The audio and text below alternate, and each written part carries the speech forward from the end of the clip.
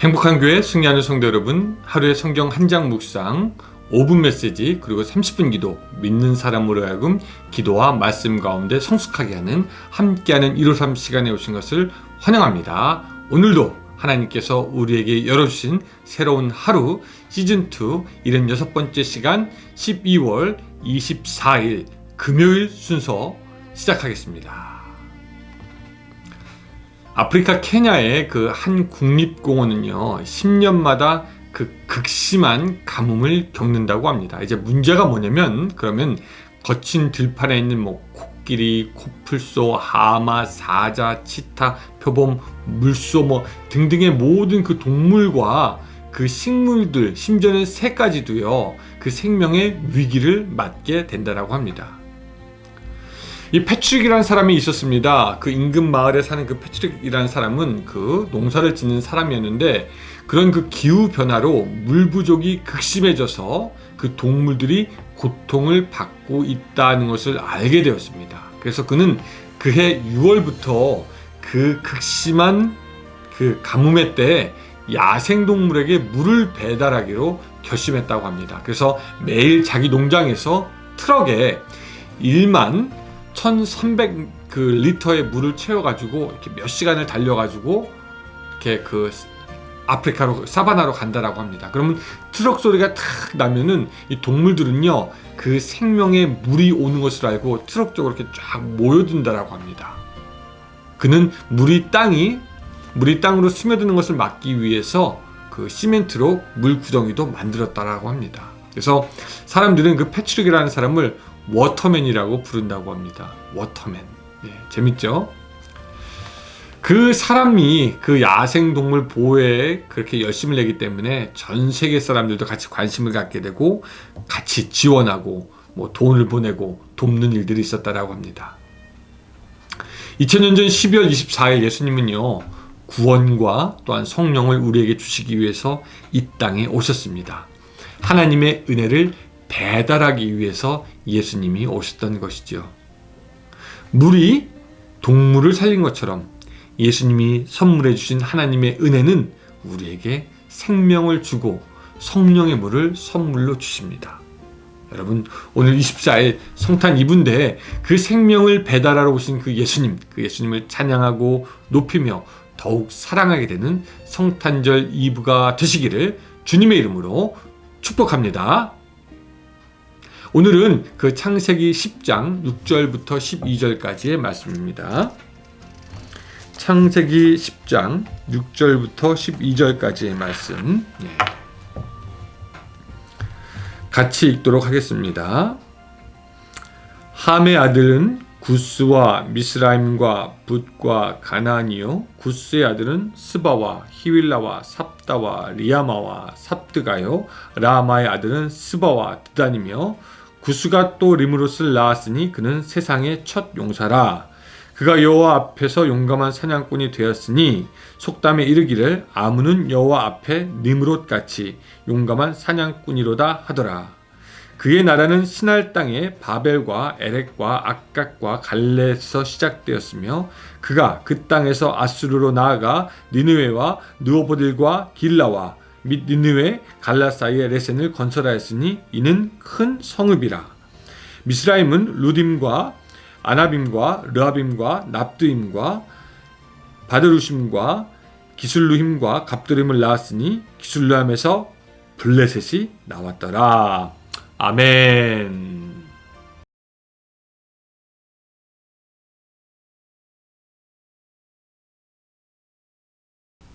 여러분, 그 오늘 본문을 쭉 보다 보면은 아마 조금 지루하다라는 생각을 하기도 했을 것입니다. 그도 그럴 것이 노아의 아들 셈, 함, 아벳에 대한 그런 족보 이름만 계속해서 나오기 때문입니다.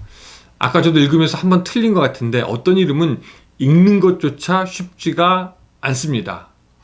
이런 족보를 읽어내려가다 보면은 우리는 읽기 힘들다라고 생각하는데 그게 맞기는 맞습니다. 또 어떤 때는 이거 별로 읽고 싶지 않다라는 생각이 들 때도 있습니다. 근데 이 족보를요, 이렇게 잘 뜯어보면은 그 안에서도 우리가 어떤 영적인 세계, 하나님의 경륜을 발견할 수 있습니다. 이런 족보를 보면서 우리가 좀 첫 번째로 좀 알아야 되는 것이 뭐냐면요, 이겁니다.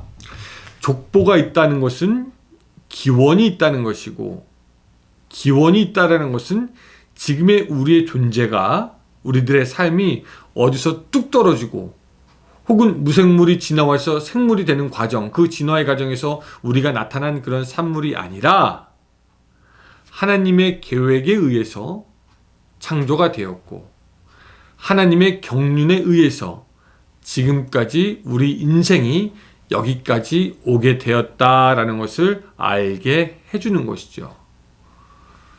저 사람 족보가 있어 없어 막 그렇게 얘기하기도 하는데, 족보가 있다라는 것은 기원과 근본이 있다라는 것이고 시작이 있다라는 것이고, 그 시작이 바로 우리의 하나님이다라는 것을 말씀하여 주는 것입니다.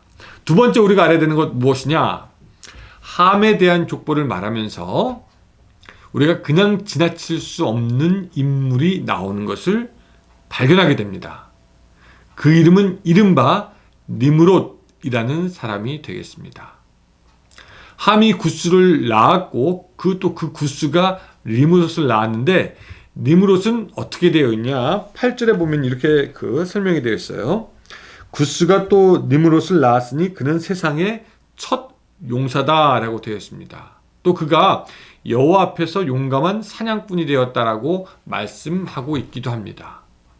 그리고 그 니므롯은 10절에 보면은 그의 나라는 신할 땅의 바벨과 에렉과 악각과 갈레에서 시작되었으며 라고 해서, 그 시작이 그 니므롯이 자기의 삶의 터전을 바벨에 잡는 것을 볼 수가 있고요. 그 바벨은 굉장히 중요한데, 왜 중요하냐면 이 11장에서 바벨탑 이야기를 할 때 다시 나오기 때문입니다. 신할 땅에 바벨이 다시 한번 나오고 바벨탑이 세워지는 것을 볼 수 있고, 그 바벨탑은 곧 니므롯과 사실은 연관이 되어 있다라는 것을 우리들로 추정하게 하는 것이죠. 여기서 여호와 앞에 사냥꾼이라고 해서 우리는 하나님을 위해서 일하는 용사, 용감한 자라고 생각할 수도 있겠는데, 사실은 그것이 아니라 하나님 앞에 크게 자기의 힘을 믿고 거역한 사람들을 말하는 것입니다. 여러분, 니므롯이라는 그 이름의 뜻이 사실은 반역자, 대적자라는 뜻을 가진다라고 합니다. 그러니까 이 니므롯은요, 자기의 힘과 권세로 거대한 성읍을 만들고 그 성읍을 바탕으로 지금의 나라의 개념을 가진 제국을 만들었다라고 이렇게 전해집니다. 그리고 그 제국의 힘으로 무엇을 했냐? 사람들을 계속 모아가지고 바벨탑을 쌓기 시작했다라는 것이 성경 역사학자들의 이야기이기도 합니다. 유대인의 역사가 요세푸스는요, 니므롯에 대해서 이렇게 얘기합니다. 백성들로 하여금 하나님을 경외하지 못하도록 폭군 정치로 바꾸어 나가면서 사람들로 하여금 하나님을 모욕하고 경멸하도록 격동시켜 나갔다. 그는 신전탑을 세우기 위해 수많은 일꾼들을 고용하였고, 군중들은 니므롯의 명령에 따라 고통도 아끼지 않고 쉴 새 없이 탑을 높이 쌓아갔다. 그들이 탑을 세운 지역을 바벨론이라 부른다라고 전하고 있습니다. 훗날 이 계속된 연구에 의하면은요, 니므롯은 그 죽은 후에 그의 부인 세미라미스에 의해서 태양신으로 추대가 됩니다. 그리고 그 부인은 스스로가 달의 신이 되고, 그 니므롯의 아들 담무스는요, 별의 신으로 추앙을 받게 된다라고 합니다. 그러니까 성경에 나오는 그 모든 우상 숭배의 기원은 여기에 있다고 해도 과언이 아닙니다. 각각 종족마다, 족속마다 바벨이니 뭐니 하면서 이름이 다 틀리지만, 사실은 그 기원은 오늘 니므롯에서 시작되었다라고 학자들은 생각합니다.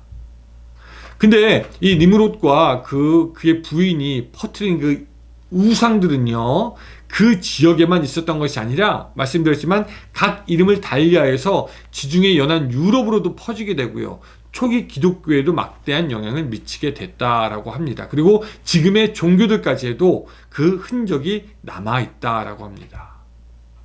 이것이 이제 우리가 어제 살펴보았던 노아의 저주와 연관이 된다고 볼 수 있겠죠.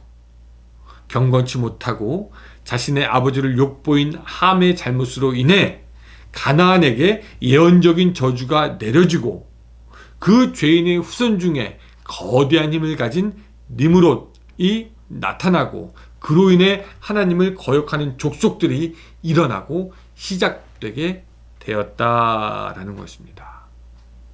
그들은 비록 바벨탑을 쌓는데 실패하였지만 지금도 끊임없이 하나님에 대해서 거역하고 하나님을 떠나고 반항하고 죄를 짓고 힘과 권세를 가지고 사람들을 타락하게 하는 주범이 된다 볼 수가 있습니다. 여러분, 이 지금의 세상을 영적인 눈으로 보면은 이 세상에는 아직도 니므롯의 자손들이 힘을 떨치고 있습니다. 무슨 말이냐면요, 하나님을 거역하는 세력들이 힘을 얻고 있고요, 하나님을 등지는 사람들, 하나님을 떠나는 사람들, 정의를 무시하는 사람들, 자기의 유익을 구하는 사람들, 권력을 탐하는 사람들, 스스로 높아지는 사람들이 계속해서 많아지고 있다는 것입니다.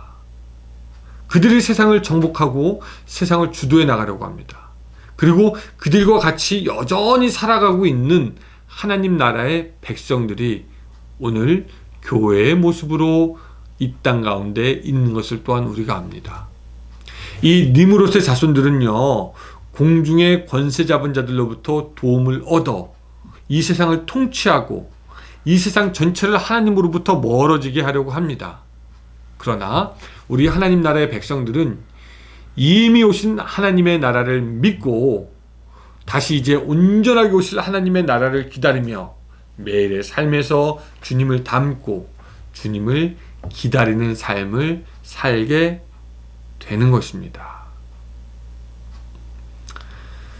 하나님은 믿음의 족보에 당신의 백성의 이름을 기록하고 계시고 그 족보는 나중에 생명책이라는 이름으로 심판대에서 펼쳐지게 될 것입니다. 성경은 오늘 우리에게 물어보고 있는 것입니다. 무엇을 물어봅니까? 너는 어느 편에 설 거냐는 것입니다. 힘 있는 자의 편에 서서 거룩을 등지고 또 다른 바벨탑을 쌓으며 하나님은 거역할 것이냐, 아니면은 어린 양을 따라서 어린 양이 어디로 가든지 그를 따라가며 어린 양과 같이 승리하며 하나님의 나라를 기다릴 거냐? 성경이 지금 우리에게 물어보고 있습니다. 여러분들의 대답은 무엇입니까? 여러분, 지금도 영적인 족보가 쓰여지고 있습니다. 하나님의 생명책에 사람들의 이름이 기록되어 있죠. 오늘 그 영적인 족보에, 하나님의 나라에 가서 보게 될 그 족보에, 생명책에 여러분들의 이름이 기록되어져 있기를 주님의 이름으로 축복합니다. 기도하겠습니다.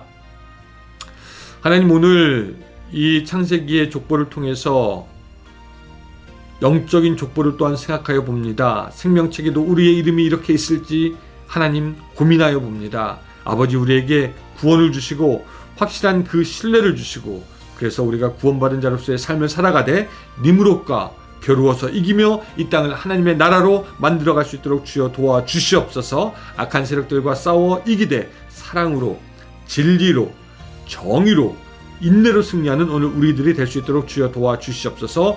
24일날 주님 오신 것 우리가 기억하며 더욱 감사할 수 있는 하루가 될 수 있도록 도와주시오며 예수님의 이름으로 기도드리옵나이다. 아멘. 예, 메리 크리스마스 여러분. 행복한 성탄절 되시기를 바라고요. 저는 26일 날 주일 예배로 여러분들과 만나 뵙고 또 그 주일 그 25일 다음에 26일부터 그 1월 1일까지는 우리가 그 연말 여러 가지 행사들로 인해서 1, 2, 3을 쉬는 시간을 갖도록 하겠습니다. 그리고 저는 1월 달에 다시 여러분들 돌아와서 만나 뵙도록 하겠습니다. 좋은 시간들 되시기 바랍니다. 감사합니다.